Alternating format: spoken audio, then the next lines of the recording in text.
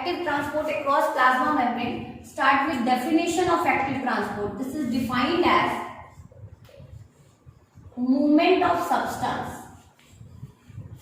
Movement of substance, please अपने notes भी maintain करते चलिएगा आप लोग साथ के साथ. Movement of substance from low to high concentration, low to high concentration across semi permeable membrane. Semi permeable membrane के क्रॉस जो सब्सटेंस मूव कर रहे हैं किस कंसेंट्रेशन से बेटा, लो टू हाई, जिसको हम बोलते हैं अगेंस्ट ग्रेडियंट, जिसके लिए हमने टर्म क्या यूज किया था, अगेंस्ट ग्रेडियंट. ग्रेडियंट का मतलब होता है कोई भी चीज हाई टू लो मूव कर रही है तो उसके लिए हम ग्रेडियंट कहते हैं, लेकिन यह चीज अगेंस्ट ग्रेडियंट जा रही है, लो टू हाई कंसेंट्रेशन. तो डेफिनेटली क्या इसके स्पेसिफिक फीचर होंगे उनको हम डिस्कस करेंगे. देखिए आप, एक्टिव ट्रांसपोर्ट जो है it involve expenditure of energy. Expenditure का मतलब खर्चा होता है, एनर्जी खर्च होती है इसमें. Expenditure of energy that is ATP. Cellular currency आप किसको बोलते हो, एटीपी को बोलते हो, एडिनोसिन ट्राइफॉस्फेट, जिसको हम सेलुलर करेंसी बोलते हैं. हमारे जो सेल्स हैं वो मैक्सिमली जो एनर्जी यूटिलाइज करते हैं वो किस फॉर्म में करते हैं बेटा, ATP, adenosine triphosphate. Second, it allow complete movement of molecule,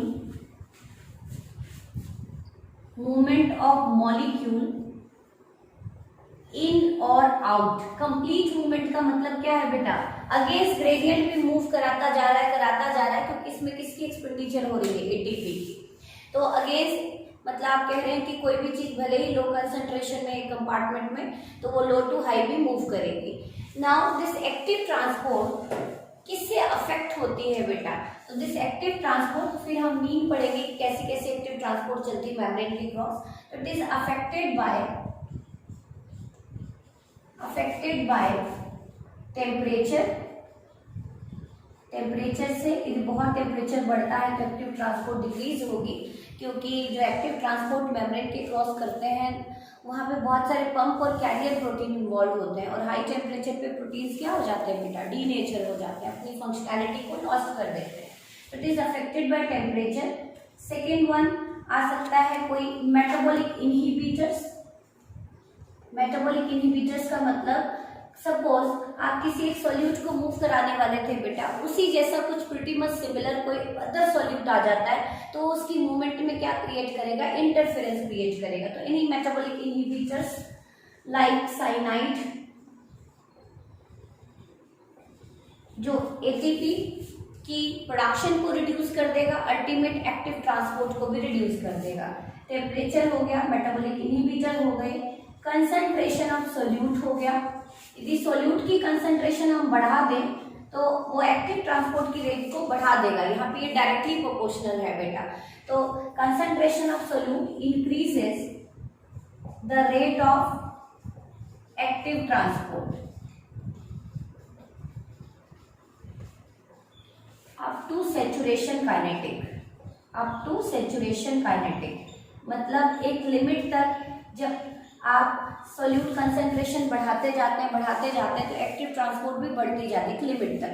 up to saturation kinetic का मतलब बियॉन्ड, जिसके बाद एक लिमिट के बाद एक्टिव ट्रांसपोर्ट की रेट को हम नहीं बढ़ा सकते, तो उस पॉइंट को बोलते हैं सैचुरेशन काइनेटिक. तो बहुत सारे ऐसे फैक्टर्स हैं, टेम्परेचर हो गए, मेटाबॉलिक इनहिबिटर्स हो गए, मॉइस्चर हो गया बेटा, मॉइस्चर नहीं कह सकते हम, जनरली हम कह सकते हैं एक्वस कंडीशन कह सकते हैं, या आप कह सकते हैं कि एंजाइम के लिए टेम्परेचर हो गया, प्रेशर हो सकता है, सॉल्यूट कंसंट्रेशन हो सकती है, कोई इनहिबिटर हो सकता है. तो जो अपनी एक्टिव ट्रांसपोर्ट को क्या कर देते हैं बेटा, घटाते और बढ़ाते हैं. तो transport that operated in our body. Number one, absorption of nutrient.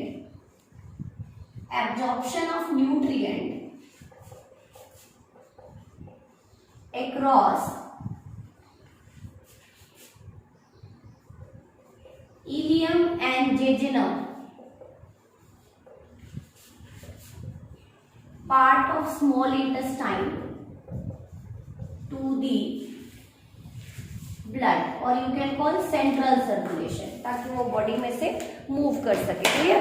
Now the next example, reabsorption. Kidney का क्या काम होता है बेटा अपनी बॉडी में?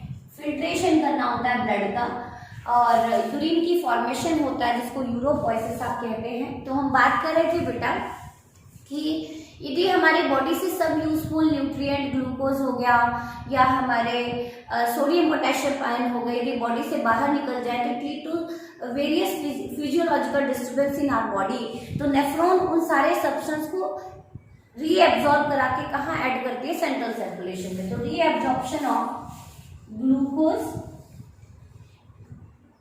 आयंस लाइक सोडियम आयन जो प्राइम इंपॉर्टेंस पे होता है, potassium ion, calcium ion across uriniferous tubule, जिसको आप नेफ्रॉन कहते हैं।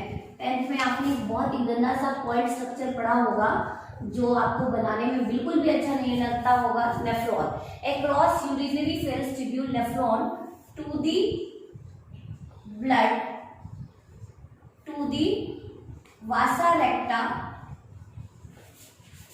Containing blood. मतलब कोई भी यूजफुल न्यूट्रिएंट को बॉडी से बाहर नहीं निकलने देना। वहां सब पे कैसी ट्रांसपोर्ट चलती है, कैसी एब्जॉर्प्शन चलती है न्यूट्रिएंट की, एक्टिव चलती है बेटा। अब मैंने यहाँ पे टर्म लिखा रीएब्जॉर्प्शन और यहाँ पे लिखा एब्जॉर्प्शन। ध्यान से देखिए मैंने क्यों लिखा ये दोनों टर्म, क्योंकि जो आपने फूड डाइजेस्ट किया उसकी जो आपने न्यूट्रिएंट को सेंट्रल सर्कुलेशन में ऐड कराया, दैट प्रोसेस इज एब्जॉर्प्शन। अब वापस से वो ब्लड फिल्ट्रेशन के लिए कहाँ जा रहा है बेटा? किडनी के पास जा रहा है, नेफ्रॉन के पास जा रहा है। तो फिर से यूजफुल न्यूट्रिएंट को एब्जॉर्ब करके सेंट्रल सर्कुलेशन में ऐड कर रहे हैं, दोबारा से एब्जॉर्ब करा रहे हैं। That's why we used term reabsorption. तो आपकी नेफ्रॉन में कौन सी प्रोसेस चलती है? Reabsorption. And cell of intestine में कौन सी प्रोसेस चलती है बेटा? Absorption. Now come over the some example of active transport across membrane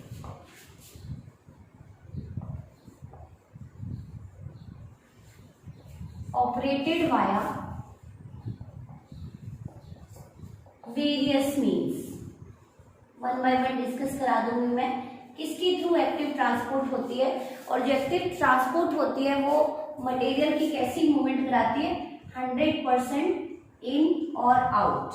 मतलब अभी तक आपने जो पैसिव ट्रांसपोर्ट पढ़ा था वो इक्विलिब्रियम के बाद लगभग नेट मूवमेंट क्या हो जाती है बेटा? जीरो हो जाती है। नेट मूवमेंट मतलब दोनों तरफ इक्विलिब्रियम हो गई, इंट्रासेलुलर एनवायरनमेंट में, एक्स्ट्रा सेलुलर एनवायरनमेंट में, तो उसके बाद फर्दर मूवमेंट नहीं होगी। लेकिन यहाँ पे आपने देखा कि जो एक्टिव ट्रांसपोर्ट है या तो 100% इन भी आ सकता है, 100% आउट भी जा सकता है। तो एक्टिव ट्रांसपोर्ट अक्रॉस मेम्ब्रेन, सबसे पहला क्लासिकल एग्जांपल लेंगे सोडियम पोटेशियम पंप। अब तुम कहोगे पंप क्या होता है? तो pump are actually protein, pump are actually proteins होते हैं ये बेटा, embedded in plasma membrane. Pump क्या होते हैं एक्चुअल में? यहाँ पे पंप का मतलब यहाँ कोई मोटर से रिलेटेड नहीं है बेटा। These are actually proteins embedded in plasma membrane. किसमें एम्बेड है? प्लाज्मा मेम्ब्रेन में। And act only in the presence of ATP. देखिए आप, मैंने क्या कहा बेटा? एटीपी के प्रेजेंस में काम करते हैं। और यहाँ पे मैं आपको कौन सा पंप बताने वाली हूँ? Sodium potassium pump. तो देखें ये मैंने बना दी बेटा लिपिड बाइलेयर। यहाँ पे मैं आपका रे डायग्राम बनाऊंगी। मैं ऑलरेडी ऐसा पढ़ा है आपने, इस तरह का लिपिड बाइलेयर पढ़ा है। तो उसको मैंने जस्ट किससे रिप्रेजेंट कर दिया? लाइन से रिप्रेजेंट कर दिया। This is polar head, non polar tail, and this is polar head, non polar tail. Lipid bilayer बना दिया बेटा। इसमें मैंने बना दिया कौन सा पंप बेटा? Sodium potassium pump. देखिए आप, मैंने कौन सा पंप बना दिया? Sodium potassium pump. क्लियर है पॉइंट आपको? ये कौन सा एनवायरनमेंट है? सेल के बाहर का एनवायरनमेंट है। सेल के बाहर का एनवायरनमेंट है तो can you call ECF। Extra cellular fluid है, एक्स्ट्रा सेलुलर एनवायरनमेंट है। और ये सेल के अंदर का एनवायरनमेंट है जिनके अंदर फ्लूइड भरा हुआ है, जिसको हमने बोला ICF, इंट्रा सेलुलर फ्लूइड। ध्यान से करें, मैं एक बार टर्म्स हैं कुछ कॉम्प्लिकेटेड अपने बायो में, अब ध्यान से समझ लें। मैंने क्या कहा बेटा? ये है लिपिड बाइलेयर, ये एक मेम्ब्रेन है बेटा, दिस इज कंप्लीट मेम्ब्रेन। ये मैंने पूरा का पूरा क्या बना दिया, प्लाज्मा मेम्ब्रेन। क्या बना दिया बेटा, प्लाज्मा मेम्ब्रेन। और इस प्लाज्मा मेम्ब्रेन में मैंने कौन से प्रोटीन्स को, किस पंप को इम्बैड किया हुआ है, सोडियम पोटेशियम पंप को। सोडियम पोटेशियम पंप है बेटा ये, क्लियर। बाहर का जो एनवायरनमेंट है उसमें जो फ्लूइड है उसको बोलते हैं ECF, extra cellular fluid. Extra का मतलब outside the cell, ECF, clear. और जो सेल के अंदर फ्लूइड भरा हुआ है, इंट्रा का मतलब विद इन, सेल्यूलर का मतलब cell fluid, intra cellular fluid, ICF, clear है पॉइंट यहाँ तक बेटा। अब आप ध्यान से देखिए कि क्या होने वाला है। जब हम ICF से 3 सोडियम को बाहर ले जाएंगे, देखें आप ध्यान से मैं क्या लिख रही हूं कि when 3 sodium move outside from ICF to ECF, तो उसको काउंटर बैलेंस करने के लिए कितने पोटेशियम अंदर आ रहे हैं, 2। क्योंकि साइज ऑफ पोटेशियम आयन क्या होता है बेटा, बिगर होता है किसके कंपैरिजन में, सोडियम। तो 3 सोडियम आउट गए तो 2 पोटेशियम कहाँ आए बेटा, अंदर आए। देख लें आप, 3 सोडियम कहाँ गए बेटा, 3 सोडियम कहाँ गए, आउट, और 2 पोटेशियम कहाँ आए, इन। एरो देख लें आप। तो ये किसके अक्रॉस मूवमेंट हो रही है आयन की, किसके क्रॉस मूवमेंट हो रही है आयन की, पंप के क्रॉस। और इसके लिए हमें इसको क्या देनी पड़ेगी, एनर्जी। और एनर्जी कौन देता है बेटा यहाँ पे, ATP। कौन देता है, ATP, एडिनोसिन ट्राइफॉस्फेट। एनर्जी कौन देती है, ATP। ATP ultimate convert into ADP and inorganic phosphate. ध्यान से देखें, ATP ने एनर्जी दी, ये पंप एक्टिव हो गया। पंप एक्टिव हो गया तो 3 सोडियम को कहाँ ले गया, बाहर, ICF टू ECF। और काउंटर बैलेंस 2 पोटेशियम को कहाँ ले आया बेटा, अंदर ले आया। मतलब कोई भी बैलेंस बनाना पड़ेगा। साइज ऑफ पोटेशियम बिगर है एज कम्पेयर टू सोडियम, इसीलिए उसको 3 सोडियम बाहर जाते हैं तो कितने पोटेशियम अंदर आते हैं, 2। अब आप देख लें कि धीरे धीरे जब सोडियम सारे बाहर जा रहे हैं तो अब सोडियम की कॉन्सेंट्रेशन बाहर क्या होती जा रही है, हाई होती जा रही है, और अंदर क्या होती जा रही है, लो। इसका मतलब सोडियम कैसे मूव कर रहे हैं, एक्टिवली मूव कर रहे हैं अगेंस्ट ग्रेडियंट। लेकिन एनर्जी दी हमने किस फॉर्म में, ATP। ये जो आप कहेंगे कि मैम यहाँ पे आपने वेवी लाइन बनाया, यहाँ पे स्ट्रेट लाइन बनाया, तो समझ लें जितनी वेवी लाइन होगी उसके पास एनर्जी वैल्यू उतनी ज्यादा होगी, जितनी स्ट्रेट लाइन होगी उसकी एनर्जी वैल्यू उतनी ही क्या होगी, कम होगी। तो फिर से बताती हूँ, यहाँ पे जो मॉलिक्यूल हैं, आयंस हैं, वो मूव कर रहे हैं against gradient with expenditure of ATP, that's why movement is said to be active transport. क्योंकि आयंस की जो मूवमेंट है वो अपोजिट डायरेक्शन में हो रही है, इसीलिए हम इसको क्या कहेंगे बेटा, एंटीपोल। एंटीपोल, एंटी का मतलब अपोजिट, पोर्ट का मतलब direction. Anti means opposite, port means direction. Port means direction. Movement of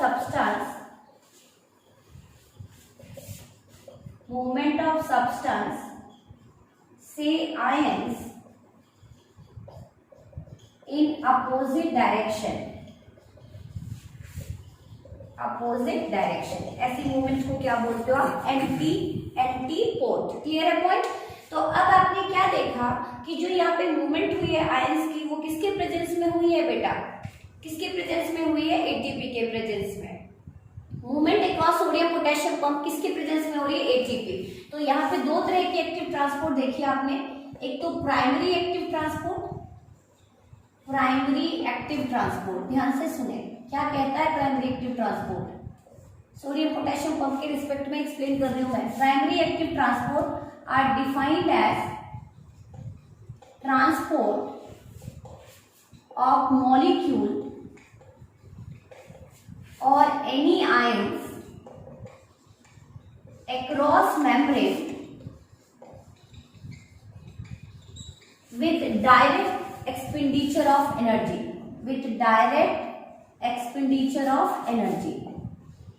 जहां पे डायरेक्ट एनर्जी की इन्वॉल्वमेंट हो गई, ऐसी मूवमेंट को हम क्या बोलते हैं, प्राइमरी एक्टिव ट्रांसपोर्ट। क्लियर है पॉइंट। अब आप देखें कि मैं क्या डायग्राम के थ्रू शो करूंगी आपको। डायग्राम के थ्रू क्या शो करूंगी मैं आपको, देखिए आप ध्यान से कि आपने 3 सोडियम की कहाँ भेजा, ICF टू ECF, और 2 पोटेशियम को कहाँ भेजा बेटा आपने भेजा इनसाइड ECF टू ICF। इस बार थोड़ा सा जल्दी जल्दी डायग्राम बनाएं, आपको समझ में आएगा मैं क्या शो करना चाहती हूँ। मैं शो करना चाहती हूँ कि यहाँ पे बेटा जो सोडियम का लेवल है वो कहाँ बढ़ चुका है, आउटसाइड ECF में, क्योंकि बहुत तेजी से सोडियम कहाँ मूव कर रहे हैं, ICF to ECF, extra cellular fluid. यहाँ पे ICF के अंदर कंसेंट्रेशन घट चुकी है, तो आप देखें मैं इस डायग्राम में क्या शो करूंगी। Here sodium concentration decreases, arrow down है तो डिक्रीजेस। यहाँ पे सोडियम कंसेंट्रेशन क्या हो चुकी है बेटा, इंक्रीज हो चुकी है। और ऐसा क्यों हुआ, it is due to primary active transport. Clear point. अब जब ये सोडियम अंदर आएंगे, देखिए आप ये सोडियम कहाँ आ रहे हैं, अंदर। ये सोडियम कहाँ आ रहे हैं, क्योंकि ग्रेडियंट एस्टेब्लिश हो चुका, बाहर ज्यादा हो चुके, अंदर कम हो चुके, तो ये सोडियम बहुत तेजी से अंदर आने शुरू होंगे और अपने साथ साथ किसको लेके आएंगे, अपने साथ साथ ये ग्लूकोज को भी लेके आएंगे, क्योंकि सेल के लिए बहुत ही इंपॉर्टेंट है बेटा ग्लूकोज। ग्लूकोज ही अल्टीमेट रेस्पिरेटरी सबस्ट्रेट होता है जो एटीपी प्रोडक्शन में हेल्प करता है। तो आपने क्या देखा कि जब ये ग्रेडियंट एस्टेब्लिश हुआ, resultant of primary active transport, this is the resultant of, ये किसका रिजल्टेंट है आप लिख सकते हैं, this is the resultant of primary active transport. Primary active transport का रिजल्टेंट है बेटा ये। अब सोडियम अंदर आ रहे हैं तो वो अपने साथ साथ किसको लेके आ रहे हैं, ग्लूकोज को। यहाँ पे कोई एटीपी की इन्वॉल्वमेंट नहीं हो रही, तो आप देख रहे हैं कि ग्लूकोज अगेन ग्रेडियंट पे पैसिवली मूव करता है। तो देखिए आप, when sodium move inside the cell, it also bring glucose along with, अपने साथ साथ किसको लेके आ रहा है, ग्लूकोज को, without direct involvement of ATP. Direct involvement of ATP, direct involvement ATP की यहाँ पे आप देख रहे हैं कि नहीं होती। And that type of transport, that type of active transport called secondary active transport, secondary active transport। थोड़ा सा टिपिकल होगा शायद आपके लिए, लेकिन आप समझें कि मैंने क्या कहा। प्राइमरी एक्टिव ट्रांसपोर्ट में डायरेक्ट एटीपी चल रही है बेटा, तो this is the diagram of primary active transport. ये किसका डायग्राम आपको दिख रहा है, प्राइमरी एक्टिव ट्रांसपोर्ट का, और ये आपको किसका डायग्राम दिख रहा है, सेकेंडरी एक्टिव ट्रांसपोर्ट का। तो यहाँ पे आपने देखा पंप सेम है, सोडियम पोटेशियम। सोडियम जब अंदर आ रहे थे तो अपने साथ साथ किसको ले आए, ग्लूकोज को भी ले आए। तो आपने क्या देखा, ये this is the sodium pump, this is the sodium pump. अपने साथ साथ किसको ले आए बेटा, ग्लूकोज को, क्योंकि वो खुद तो आ ही रहे थे अगेंस्ट टुवर्ड्स ग्रेडियंट, तो अपने साथ किसको ले आए, ग्लूकोज को। तो ग्लूकोज की कैसी मूवमेंट हो रही है, वो तो रही है एक्टिव मूवमेंट हो रही है। कंसेंट्रेशन ऑलरेडी ICF में ग्लूकोज की ज्यादा है, फिर भी ग्लूकोज आता जा रहा है, लेकिन एटीपी की इन्वॉल्वमेंट नहीं हो रही। तो इस तरह की एक्टिव ट्रांसपोर्ट को क्या बोलते हैं, secondary active transport. First we discuss with sodium potassium, now come with potassium pump, sodium pump, calcium pump. क्या होते हैं ये सारे पंप, तो pump are actually proteins located in the plasma membrane and allow movement of specific or selective molecule across plasma membrane। तो सुनते ही ध्यान से क्लियर हुआ आपको कि सोडियम पोटेशियम पंप किसकी मूवमेंट करा रहा है बेटा, 3 सोडियम को बाहर लेके जा रहा है, तो 2 पोटेशियम को कहाँ लेके आ रहा है, अंदर लेके आ रहा है। लोकेशन आपको क्लियर हो ही गई कि इसकी कहाँ लोकेशन है, लोकेशन देख लें। Location, it is located in the plasma और plasma membrane of axon, plasma membrane of axon. Axon पढ़ा है आपने, न्यूरॉन की जो इलोंगेशन आपने देखी है, सेल बॉडी, डेंड्राइट, एक्सॉन। तो प्लाज्मा मेम्ब्रेन ऑफ एक्सॉन में लोकेटेड है बेटा ये।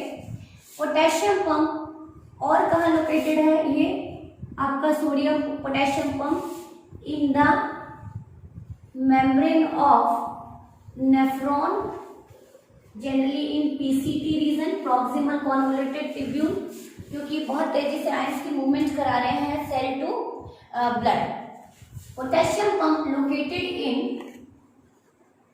in the neuron, especially in axon, और second in the membrane of guard cell. मैंने कल ही बताया था आपको, guard cell is related with membrane of guard cell. Guard cell is related with opening and closing of stomata. तो वहां पे भी जो पोटेशियम बहुत तेजी से इन मूव कर रहे हैं, तो अगेंस्ट ग्रेडियंट मूव कराओगे तो आपको किसकी रिक्वायरमेंट होगी बेटा, पंप की। Now third sodium pump. Sodium pump is located in the postsynaptic membrane of neuron। अब आप कहेंगे ये पोस्टसाइनेप्टिक मेम्ब्रेन क्या है, तो थोड़ा सा मैं आपको बता दूं। आप लोग थोड़ा बहुत 10th में पढ़ के आए हैं बेटा, साइनेप्स पढ़ के आए हैं। It is the junction between two neuron. ये एक्सॉन एंडिंग है और ये नेक्स्ट एक्सॉन की इनिशिएशन है। इन दोनों के बीच में गैप होता है जिसको हम क्या बोलते हैं, साइनेप्टिक क्लेफ्ट, और पूरी जो यूनिट होती है इसको बोलते हैं साइनेप्स। तो जो एक्सॉन एंडिंग है उसको बोलते हैं प्री साइनेप्टिक मेम्ब्रेन। और जो नेक्स्ट है बेटा न्यूरॉन, जो दूसरा न्यूरॉन, क्योंकि एक न्यूरॉन दूसरे न्यूरॉन से कनेक्टेड है, जो दूसरे न्यूरॉन की इनिशिएशन है उसको बोलते हैं पोस्ट साइनेप्टिक मेम्ब्रेन। और इनके बीच में जो स्पेस होता है उसको बोलते हैं साइनेप्टिक क्लेफ्ट। और डिटेल में हम अपने न्यूरल वाले चैप्टर में इसको डिस्कस करेंगे। बस मैं आपको लोकेशन बताना चाहती हूँ कि पंप कहाँ लोकेटेड होते हैं। तो यहाँ पे लोकेटेड है बेटा सोडियम पंप। यहाँ पे कौन सा पंप दिखाई दे रहा है आपको, सोडियम। तो ये जो मैंने डायग्राम बनाया है यहाँ पे, post synaptic membrane, that is the dendrite of successive neuron. और प्री साइनेप्टिक मेम्ब्रेन क्या है बेटा, axon ending of the neuron, axon ending. और ये बना दिया मैंने सोडियम पंप। तो सोडियम पंप जब तक नहीं खुलेगा तब तक इंपल्स जनरेट नहीं होंगे। एंड कैल्शियम पंप कहाँ लोकेटेड है, it is located in the pre. यहाँ पे बेटा ये जो दिख रहा है आपको, यहाँ पे कैल्शियम पंप लोकेटेड है। ये ब्लू कलर से मैंने कौन सा पंप दिखा दिया, कैल्शियम पंप। और एक्सॉन की मेम्ब्रेन में कौन सा पंप लोकेटेड है, पोटेशियम पंप। तो बहुत सारे पंप की लोकेशन मैंने आपको बता दी। पंप का मतलब जो किसी भी आयन की एक्टिवली मूवमेंट कराए, अगेंस्ट ग्रेडियंट मूवमेंट कराए। Located in the pre synaptic membrane,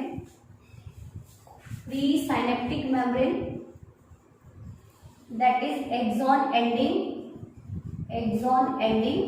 और दूसरा, it is located in the muscles, in the sarcoplasmic reticulum. Sarcoplasmic reticulum is a specialized endoplasmic reticulum that is located in the muscles. So in the sarcoplasmic reticulum of the muscles to store extra calcium। एक बार फिर से बता देती हूँ, endoplasmic reticulum सुना है आपने। Muscles की जो एंडोप्लाज्मिक रेटिकुलम होती है उनको हम किस नाम से जानते हैं, सार्कोप्लाज्मिक रेटिकुलम, जो कौन से आयन को स्टोर करने में हेल्प करती है, कैल्शियम। तो ये थे बहुत सारे पंप जो किसमें हेल्प करते हैं, active transport. Now last come with bulk transport. Next heading डालें बेटा, bulk transport. Come with bulk transport.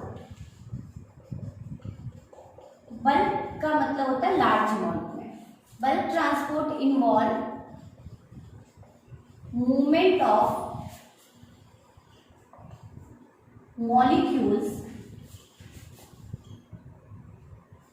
having size bigger than pore size, having size bigger than pore size।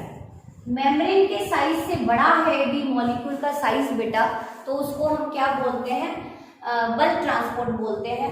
तो बल्क ट्रांसपोर्ट 2 टाइप के through होती है cell के अंदर। Number one is endocytosis. Number one is endocytosis.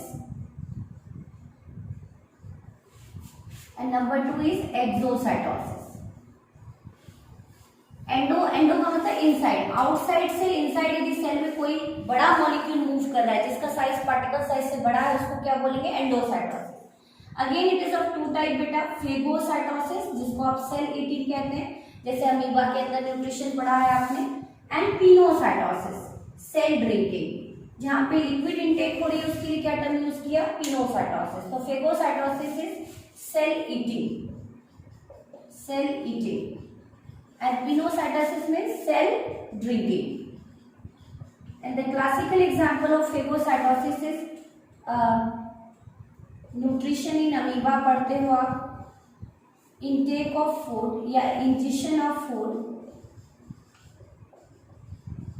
via amoeba through pseudopodia, via amoeba through pseudopodia. And second example हम पढ़ते हैं बेटा इसमें फेगोसाइटोसिस, जहां पे eating, that is eating of bacterial cell via leucocyte.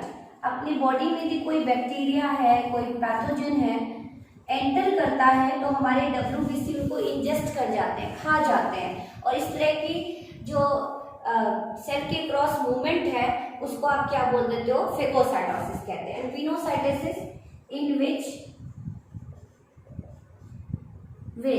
Cell intake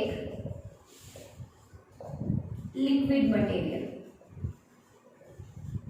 यहाँ पे किसकी फॉर्मेशन होती है बेटा? फेगोसोम की, और यहाँ पे किसकी फॉर्मेशन होती है? पिनोसोम की। Involve formation of phagosome and this involve formation of pinosome की फॉर्मेशन होती है। कैसे होती है डायग्राम में देखेंगे। Exocytosis is simply said to be cell vomiting